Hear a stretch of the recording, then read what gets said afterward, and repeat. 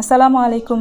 গ্রামের পরিবেশ এবং গ্রামের খাঁটি জিনিস, একেবারে কোনো রকম সার বিষ, কোনো রকম ফরমালিন ছাড়াই একদম বিশুদ্ধ খাবার খেতে অনেক ভালো এবং অনেক উপকার। তো আমার তো বেল খেতে বরাবরই অনেক ভালো লাগে, আমি বেলের শরবত অনেক পছন্দ করি।